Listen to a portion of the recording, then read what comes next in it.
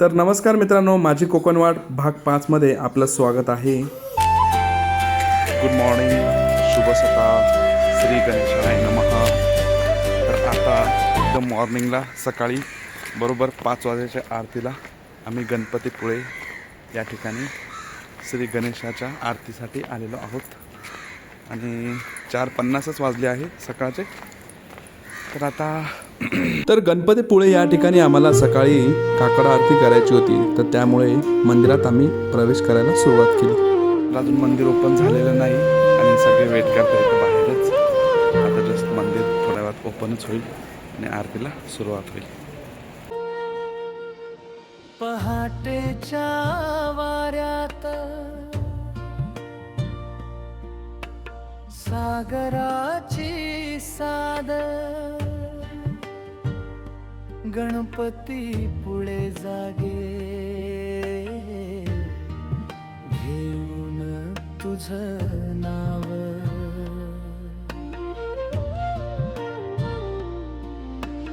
लाटावर उमटे आरतीचा स्वर पुळेचा गणराया भक्तांचा धार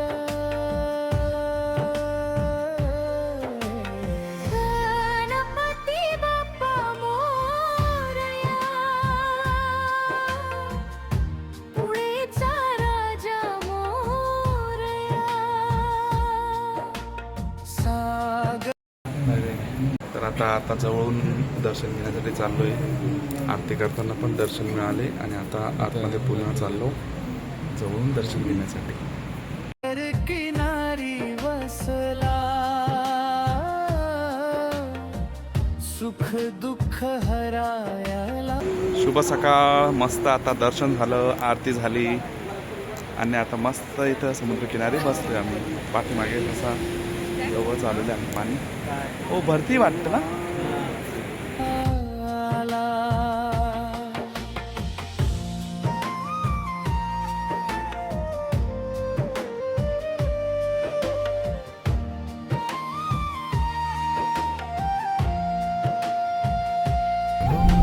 शंखनाद घुमतो मंदिरात आज।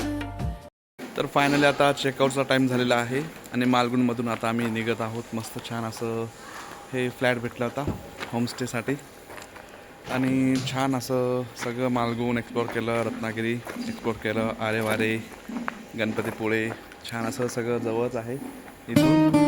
आणि जर तुम्हाला पण इथं राहायचं असेल, जर बॉईज असेल त्यांच्यासाठी एक मस्त आणि छान आणि कमी किमतीचं आहे इथं जवळच।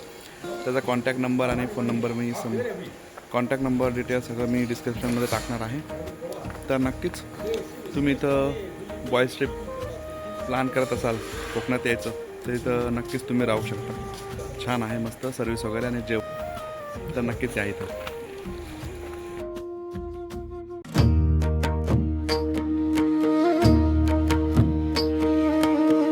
ओहो रे बाबा प्राचीन कोकण मातीत रुजले माणसाचं जिणम।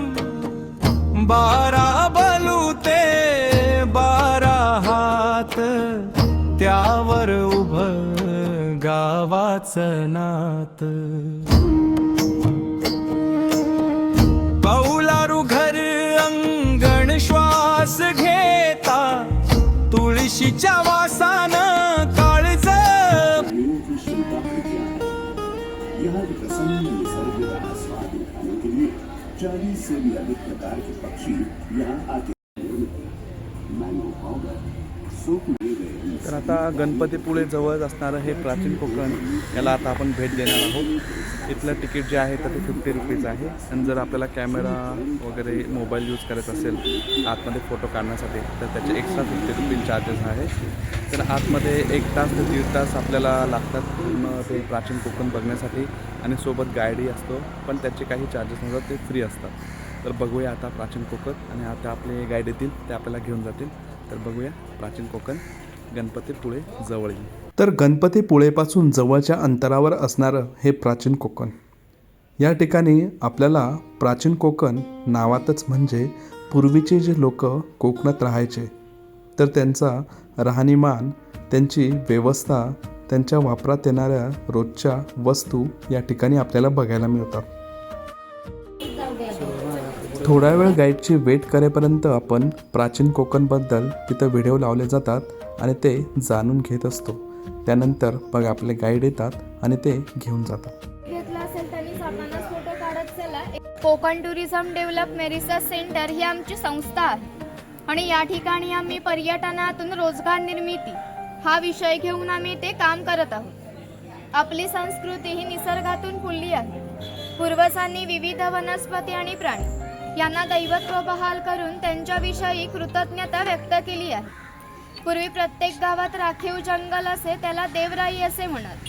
त्यातील वनस्पती किंवा प्राणी यांची हत्या केल्यास ते पाप समजले जाईल. विविध धार्मिक ग्रंथांचा अभ्यास करून आम्ही इथे नक्षत्रबाग तयार केली आहे.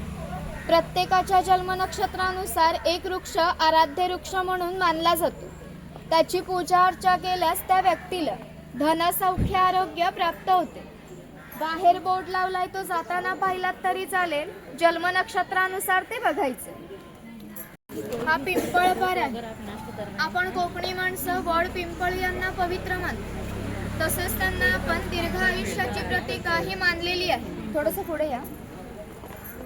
याला पिंपळपर या कारणाने म्हणतात कारण याच्या भोवती जो दगडी कट्टा बांधलेला आहे याला कोकणी भाषेत पार म्हणतात. पार सुमारे 400 वर्षापूर्वी बांधला गेला. हा पार जेव्हा बांधला गेला तेव्हा इथे एक पिंपळाचा रोप लावण्यात आला. म्हणजेच हा पिंपळ सुद्धा 400 वर्षापूर्वीचा जुना आहे. चिपळूण येथे झालेल्या पहिल्या कोकण मराठी साहित्य संमेलनामध्ये या कवितेला कोकणची प्रातिनिधिक कविता म्हणून स्वीकारण्यात आली. या कवितेमध्ये कवीने कोकणच्या निसर्ग सौंदर्याचे वर्णन केले आहे. सह्याद्रीच्या तळी शोभते हिरवे तळ कोकण, राष्ट्रदेवीचे निसर्ग निर्मित केवळ नंदनवन. या कवितेमध्ये नंदनवन हा शब्द आला आहे. नंदनवन या शब्दाचा अर्थ आहे स्वर्गातील इंद्राची बाग. जितकी सुंदर आहे तितकेच आपलं कोकणही सुंदर आहे. आणि गुहेच्या पलीकडे आहे 500 वर्षापूर्वीचा भूतकाळ. इथून पुढे पाहणार आहात 500 वर्षापूर्वीची कोकणी माणसं कशी राहत होती. त्यांची समाजरचना, ग्रामरचना, खाद्य संस्कृती, परंपरा कशा होत्या. गुहेतून येताना थोडंसं वाकून या.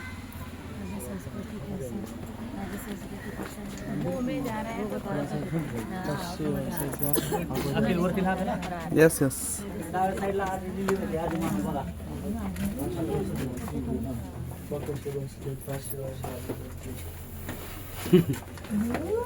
तर आता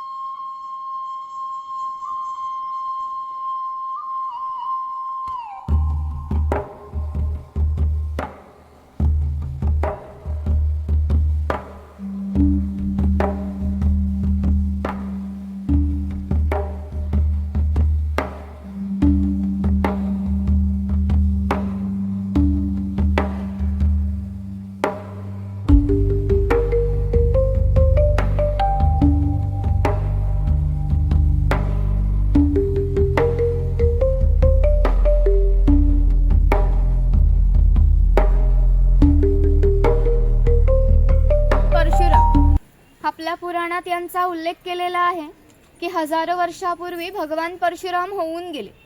त्यांनी संपूर्ण पृथ्वी जिंकून घेतली आणि जिंकून घेतलेली सर्व पृथ्वी त्यांनी दान केली. दान केलेली कोणतीही गोष्ट आपण वापरत नाही, परंतु त्यांना राहण्यासाठी भूमीची गरज होती. म्हणून आपण ज्या ठिकाणी उभे आहोत तिथे हजारो वर्षापूर्वी समुद्र होता. त्यांनी त्याच्याशी युद्ध केले आणि त्याला 40 ते 50 किलोमीटर पाठीमागे ढकलले आणि ते कोकण प्रदेशाची निर्मिती केली. म्हणून या कोकण प्रदेशाला परशुरामांची भूमी असेही म्हणतात. कोकणामध्ये लाल रंगाचा जांभा नावाचा दगड मिळतो. जांभ्या दगडाचा हा जो पक्का रोड तयार केला आहे याला कोकणी भाषेत पाखाडी म्हणतात. पूर्वी सामान्यपणे अशा पाखाड्या ग्रामदेवतेकडे जाण्यासाठी बांधल्या जात असत. आपण सुद्धा याच पाखाडीने प्राचीन कोकणच्या ग्रामदेवतेकडे जाणार आहोत.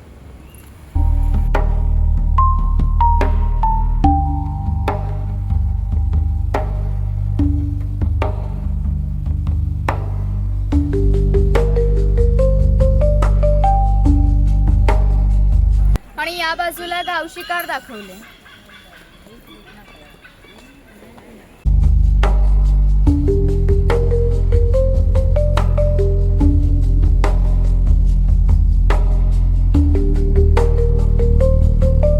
शिरफळाची फळे ही जंतुनाशक असतात.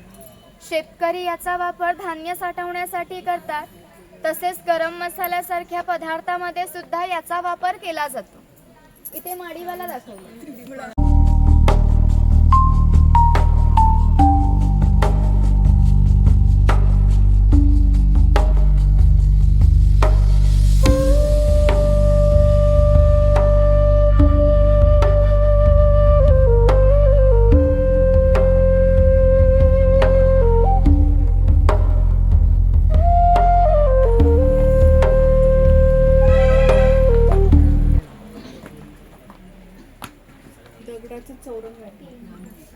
हे ग्रामदेवतेचं मंदिर आहे. पूर्वी धार्मिक संस्था गाव नियंत्रित करत असे. गावातील सर्व गावकरी येथे एकत्र जमत असे. गावातील 2 व्यक्तींची भांडणे झाली तर संपूर्ण गाव येथे एकत्र येऊन गावप्रमुख त्यांच्या समोर न्यायदान करीत असे. आणखीन एक महत्त्वाचं वैशिष्ट्य म्हणजे जगभर अशी प्रथा आहे की प्रत्येक जाती धर्माचे लोक आपापल्या देवाकडे जाऊन देवाचे दर्शन घेतात. आपण कोकणी माणसं सुद्धा वर्षभर देवळात जाऊन देवाचे दर्शन घेतो. पण जेव्हा आपल्याकडे शिमग्याचा सण असतो तेव्हा हा देव या पालखीत बसून प्रत्येकाच्या घरोघरी नेला जातो. म्हणजेच कोकणी माणूस आणि देव यांचं नातं इतक्या जवळचं आहे की आमचं एकमेकांकडे जाणं येणं असतं. या देवीचं नाव वाघजाई आहे. हे आम्ही जाणीवपूर्वक ठेवलंय, कारण असं म्हणतात की ज्या निसर्गामध्ये वाघ आहे तो निसर्ग समृद्ध असतो. आणि 500 वर्षापूर्वीचा निसर्ग सुद्धा समृद्ध होता. आम्ही कोकणी माणसं वड, पिंपळ, नागसाप यांची पूजा करतो. म्हणजेच आम्ही निसर्गपूजक माणसं आहोत. म्हणून या देवीचं नाव सुद्धा प्रत्यक्ष निसर्गाशी संबंधित असंच ठेवलं आहे, वाघजाई. ही आमची पारंपरिक वाद्य आहे. लाकडी ढोल आहेत, मातीचे ताशे आहेत. म्हणजेच यांचा खालील भाग हा मातीपासून बनवलेला आहे. ताशे 110 वर्षापूर्वीचे जुने आहेत. वाजवणारे जर कसबी असतील तर त्यांचा आवाज 1 ते 2 किलोमीटर पर्यंत जात असेल. पूर्वी यांचा उपयोग संदेशवहन व धार्मिक कार्यासाठी केला जात असे. असं म्हणतात की कोकणात भरपूर भूतं असतात. तर कोकणवासियांची अशी श्रद्धा आहे की हा देव त्यांच्यावर नियंत्रण ठेवतो. म्हणून याला शिमग्याच्या वेळी गाराणे घातले जाते. तसेच पशुबळी सुद्धा दिले जातात. हे वीरगळ आहे वीर लोकांचं प्रतीक चिन्ह. ज्यांना युद्धामध्ये वीरगती प्राप्त होते त्यांच्या स्मरणार्थ बांधलं जातं. कडक लक्ष्मी दाखवले. स्वतःला चापकाचे फटके मारून घेतात ना पोतराज, त्यांना कडक लक्ष्मी म्हणतात. ते लोक गावात खेळ दाखवण्यासाठी यायचे.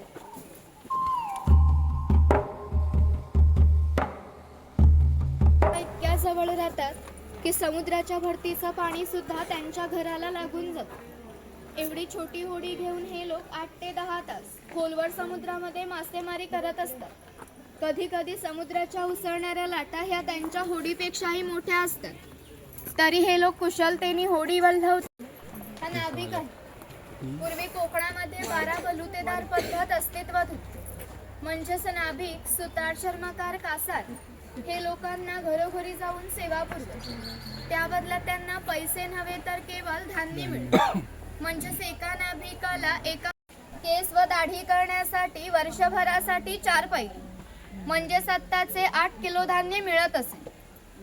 आमच्या नाभिकाविषयी आणखीन थोडं मजेशीर वर्णन आमच्या लोकसाहित्यामध्ये आढळतं. असं म्हणतात की गावातील प्रत्येक गोष्ट ही नाभिकाला माहीत असते आणि नाभिकाला माहीत असलेली प्रत्येक गोष्ट ही संपूर्ण गावभर होते. आता तुम्ही आलात. ही गोष्ट ज्या अर्थी नाभिकाला समजली त्या अर्थी ती आमच्या संपूर्ण गावाला समजली. आमचं संपूर्ण गाव तुमच्या स्वागतासाठी उत्सुक आहे. प्रथेप्रमाणे आपण आधी खोतांच्या घरी जाऊ, मगच गावात फेरफटका मारू. चला खोते खोत.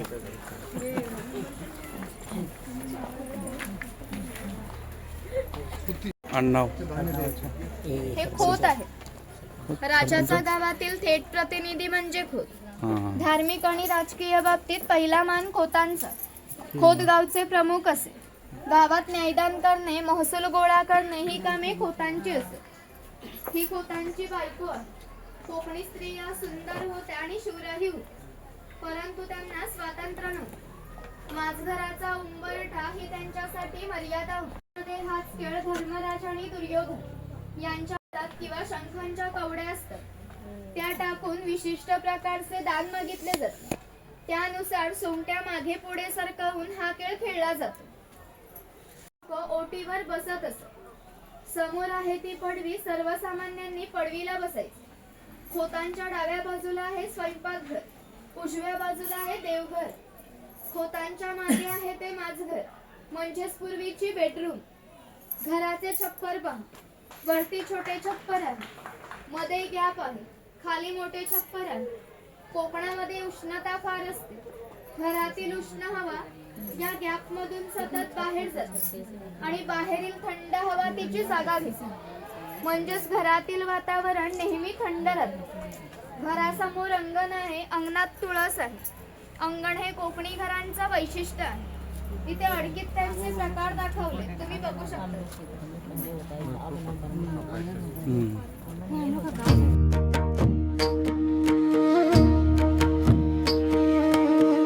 ओहो रे बाबा प्राचीन कोकण, मातीत रुजले माणसाचं जिणम. 12 बलुते 12 हात, त्यावर उभं गावाचं नात. पूर्वी याचं घर जसं असायचं अगदी तसंच घर आम्ही ती उभारलं आहे. ही चूल दिसते, तिला कोकणी भाषेत पिरसा म्हणतात. ती सतत पेट्टी ठेवली जायची, कारण पूर्वी लायटर किंवा माचीस नव्हती. शेतकऱ्याच्या बायकोला जेव्हा स्वयंपाक करायचा असेल तेव्हा येथील 2-3 निखारे घेऊन स्वयंपाकघरातील चूल पेटवीत असे. हा विस्तव विजला तर घरातून गारगोटी दगड ठेवलेले असत, त्या एकमेकांवर घासून विस्तव करावा लागत असे. शेतकऱ्याची बायको आहे ती शेतकऱ्याची मुलगी आहे. तो पाळणा आहे. पाळणा आम्ही शेतकऱ्याच्या घरात कायमस्वरूपी टांगून ठेवला आहे. उचल आहे. हिचा वापर कपडे सुकवण्यासाठी केला जायचा. इथे गौरी गणपतीचा सण दाखवलाय. मातीशी संबंधित सर्व कामे हा कुंभार करत असतो. गणपतीचे दिवस आले की लाल मातीचे गणपती तयार करणे, उन्हाळा आला की मातीची मडकी तयार करणे, दिवाळीच्या वेळेला पणत्या तयार करून त्या घरोघरी पोहोचवण्याचे काम हा कुंभार करत असतो. हे सफेद रंगाचे मडके आहे ते माढी काढण्याचे मडके आहे. कोकणात नारळाची झाडे खूप मोठ्या प्रमाणात असतात. त्याला नारळ येण्यापूर्वी एक पोळी येते, तिला आडवा काप दिला जातो. बाजूने विशिष्ट प्रकारचा झाडपाला लावला जातो. तो पाला आतील माडी शोषून घेतो व थेंब थेंब गळणारी माडी हे मडके वरचे वर लावून त्यामध्ये साठवली जाते. माढी काढण्याचा व्यवसाय आजही भंडारी समाज देवतांना लागणारे दागिने हा सोनार बनवून देत असे. त्याच्या या अप्रतिम कलाकुसरीमुळे त्याच्या दागिन्यांना जगभर मागणी होती. शिमगा, नवरात्र व अन्य वेळी ग्रामदेवतेला दागिने घालण्याचा मान सोनाराचा असतो. चौल, राजापूर आणि दाभोळ ह्या कोकणातील बंदरांना 5000 वर्षापूर्वीचा इतिहास आहे. ह्या बंदरांमधूनच भारतीय व्यापाराने जगाशी व्यापार केला.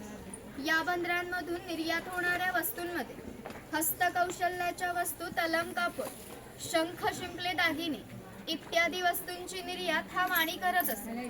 त्याच्या बदल्यात संपूर्ण जगातून भारतात सोना येत असे. म्हणजेच भारताने जे सुवर्ण युग अनुभवले याची प्रवेशद्वारे कोकणची बंदरे होती.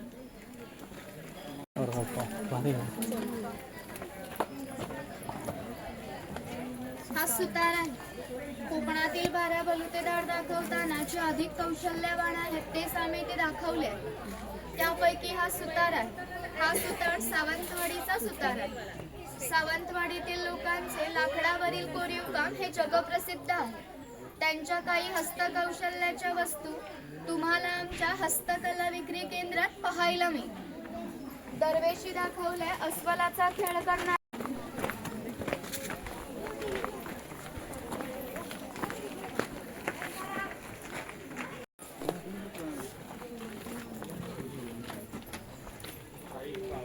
हा लोहार आहे. ज्याप्रमाणे शेतकऱ्याला लागणारी लाकडी अवजारे बनवून देण्याचे काम सुतार करीत असे, त्याचप्रमाणे त्यांना लागणारी लोखंडी अवजारे बनवून देण्याचे काम हा लोहार करत असे. 500 वर्षापूर्वी कोकणाची राजकीय परिस्थिती अस्थिर होती. बरेचसे लोक सैन्यांमध्ये होते. त्यांना लागणारी लोखंड करत असे. याचं वैशिष्ट्य म्हणजे अजूनही कोकणात मराठा व खोत यांच्याकडे काहीशा वर्षापूर्वीच्या तलवारी आहेत.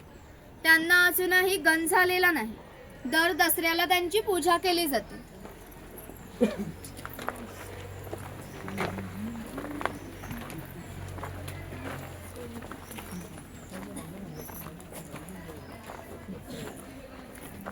हा तेली आहे. पूर्वी कोकणी माणसं आपल्या जेवणात खोबरेल तेलाचा वापर जास्त प्रमाणात करत असे. हा तेलाचा घाणा आहे. ह्याला खुंट असे म्हणतात. यामध्ये खोबरे घातले जाते. हे जे उभे लाकूड आहे याला कोकणी भाषेत लाट म्हणतात. या लाटेला हे आडवे लाकूड अशा तऱ्हेने बांधले जाते की जेणेकरून ही लाट उभी राहते. या ठिकाणी जोखडाला बैल बांधला जातो.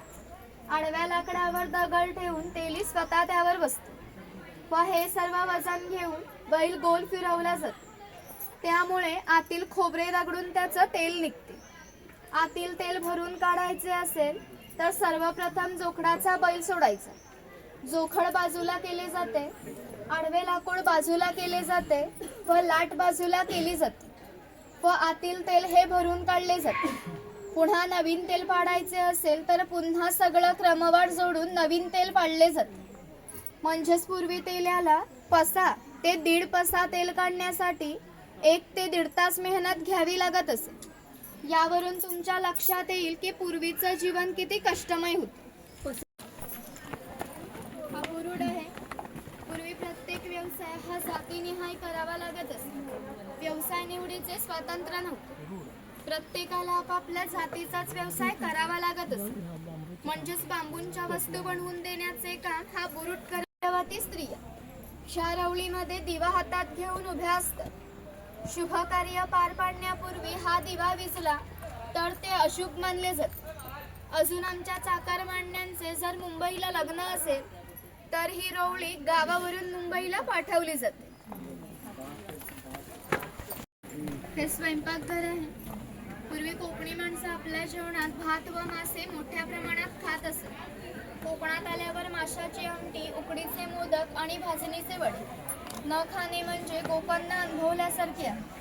पूर्वी घरांमध्ये दगड मातीच्या वस्तू असतात. ते जातणीसारखं दिसते त्याला घिरट म्हणतात. जातणीमध्ये धान्य दळून निघते तर घिरटामध्ये भात घातला जातो. तेव्हा अख्खा तांदूळ बाहेर निघतो व कोंडा बाजूला होतो. हे मोदक पात्र आहे म्हणजेच पूर्वीचा कोकणी कुकर. यामध्ये खाली पाणी ठेवले जाते. त्यावर चाळण ठेवून त्यावरती केळीचे पान ठेवले जाते व त्यावर मोदक ठेवले जाते व हे झाकण लावून हे चुलीवर ठेवले जाते. त्यामुळे आतील मोदक शिजून निघतात. पुरण यंत्र आहे. याच्यामध्ये डाळ टाकली जाते व हे रॉड दोन्ही बाजूंनी गोल फिरवले जाते. त्यामुळे आतील डाळ ही वाटून निघते. फाटलेली डाळ या बाजूने बाहेर निघते व त्याच्या पुरणपोळ्या बनवल्या जातात. हे शेवयाचं यंत्र आहे. लाकडी आहे आणि तो लोखंडी आहे. तो टिफिन बॉक्स आहे. 2 चमचे, खाली 3 जेवणाचे डबे आहेत आणि वरती तांबे आहे. दोन्ही बाजूंनी लॉक केलेले. बाजूला चहाची किटली दाखवले मोठी. दगडी उखळ आणि मुसळ दाखवले. यामध्ये पूर्वी भाताचे पोहे काढले जात असे आणि इकडे चमचे दाखवलेत लाकडाचे. नवरा बाजार दाखवले. मासे सुकून गेले.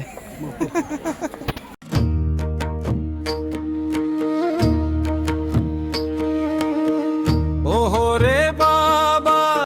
हे लोकांच्या घरोघरी जाऊन सेवा करतात. त्याप्रमाणे हा कासार या मुली मुलीच्या घरी आला. हे या मुलीचे घर आहे. पूर्वी कोकणातील मुलींची लग्ने वयाच्या 8व्या किंवा 10व्या वर्षी होत असत. तोपर्यंत हा कासार या मुलींना बांगड्या भरण्याचा कोणताही मोबदला घेत नसे. तेव्हा एक सोन्याचा दागिना देत असे. या व्यतिरिक्त कोणताही मोबदला या लोकांना मिळत नसे.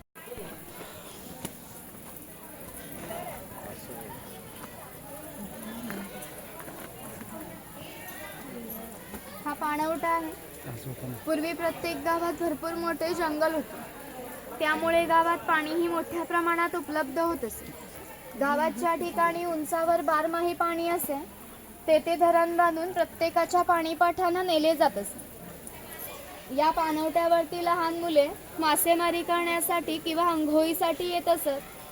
स्त्रिया पाणी किंवा कपडे धुण्यासाठी येत. म्हणजेच ग्रामीण जीवनाचा मध्यवर्ती केंद्र हा आमचा पाणवठा होय. वरती तिकडे खवल्या मांजर दाखवले.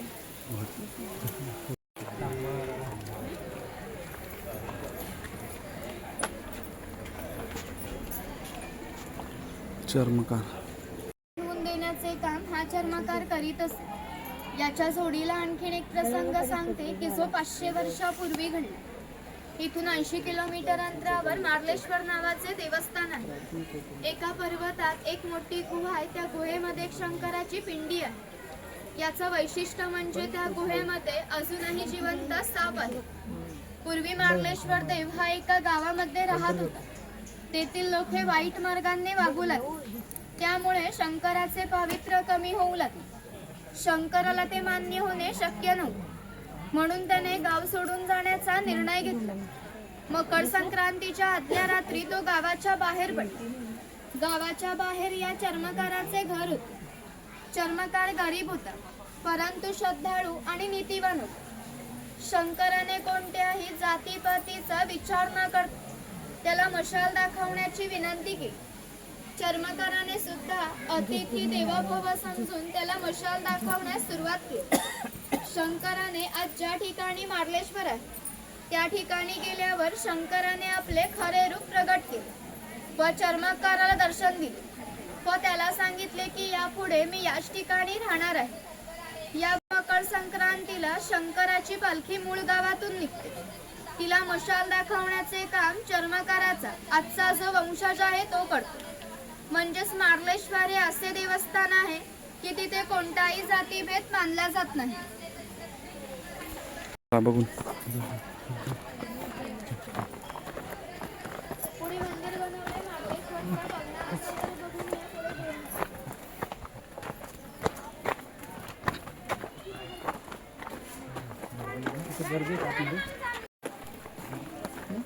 गर्दी होते रे तर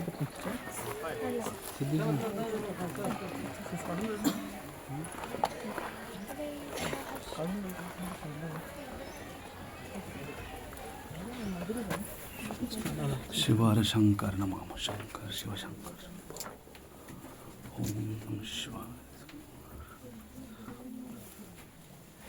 गुफा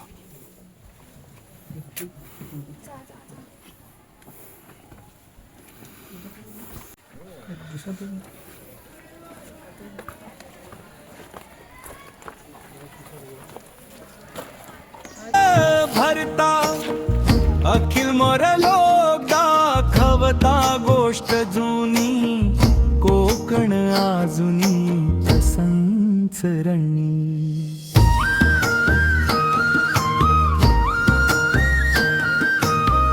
पाटील बाब न्याय सांगता.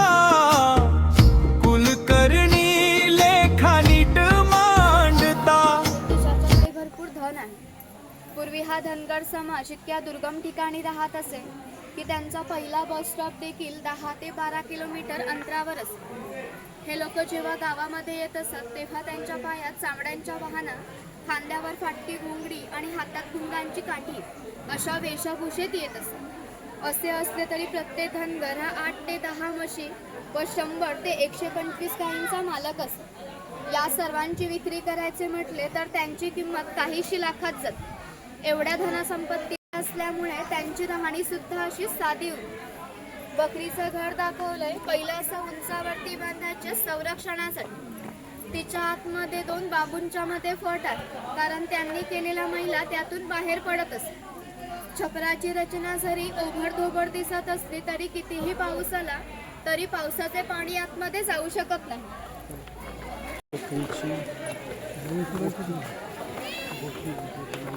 भारी घर केलंय ना.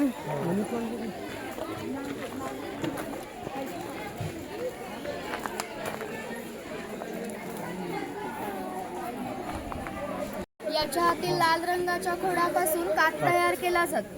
जो पाण्यामध्ये वापरतात ना कात लाल रंगाचा असतो, ह्याच्या खोडापासून तयार केला जातो. पुढे कातभट्टी दाखवली. खैऱ्याचे झाड,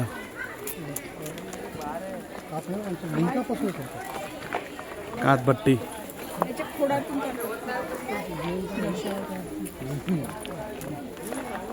ही कातभट्टी आहे. हे झाड आहे ते तोडले जाते. त्याच्या हातील लाल रंगाच्या खोडाचे लहान लहान तुकडे करून पहिल्या 4 मडक्यांमध्ये पाण्यासोबत उकळवले जाते आणि जो पाक तयार होतो तो 5व्या मडक्यामध्ये एकत्र करून पुन्हा उकळवला जातो. तो पाक सावलीमध्ये सुकून त्याच्या वड्या पडल्या जातात. 3-4 महिने लागतात कात तयार होण्यासाठी. मचाण आहे. पूर्वी अशा प्रकारची मचाण जर तुम्ही वरती गेलात तर चप्पल काढून त्याने एकावेळी ठिकाणी ठेवा.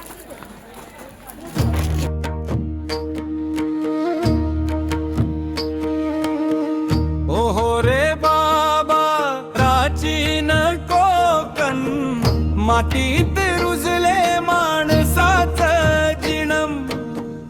12 बलुते 12 हात, त्यावर उभं गावाचं नात. कौलारू घर अंगण श्वास घेता, तुळशीच्या वासानं काळज भरता. अखिल मोर लोक दाखवता गोष्ट जुनी. तर हे मचान आहे. या ठिकाणी शिकारीसाठी याचा उपयोग केला जायचा पूर्वीच्या काळात आणि हे खूप असं उंचावर आहे. तर तिथं चालताना फक्त 3 लोक येऊ शकतात वरती. चला आता आपण खाली उतरूया. नरसिंहा हां मग नाही आता कसं काय दिसेल.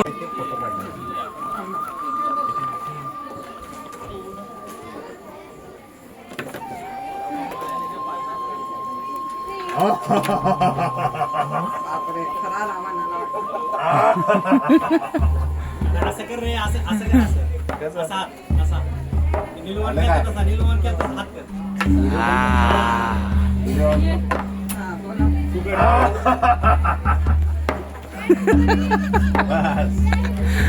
खरं खरं आवाज करतात काका.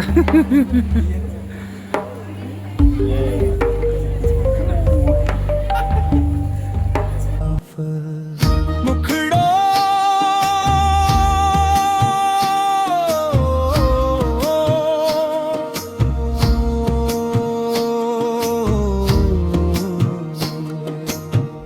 ओहो रे बाबा प्राचीन कोकण, घामात भिजले सोन जिण. 12 बलुते 12 श्वास, त्यातच आमचं आयुष्य खास.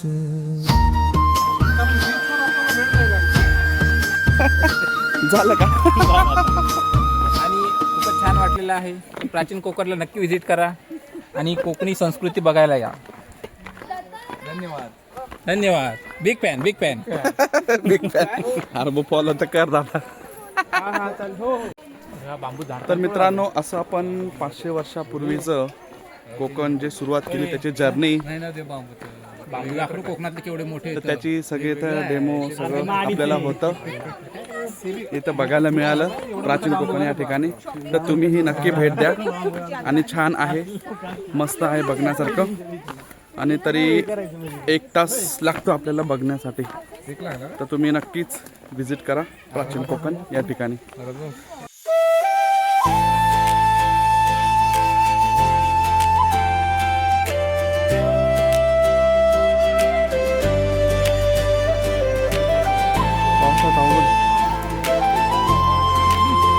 मगर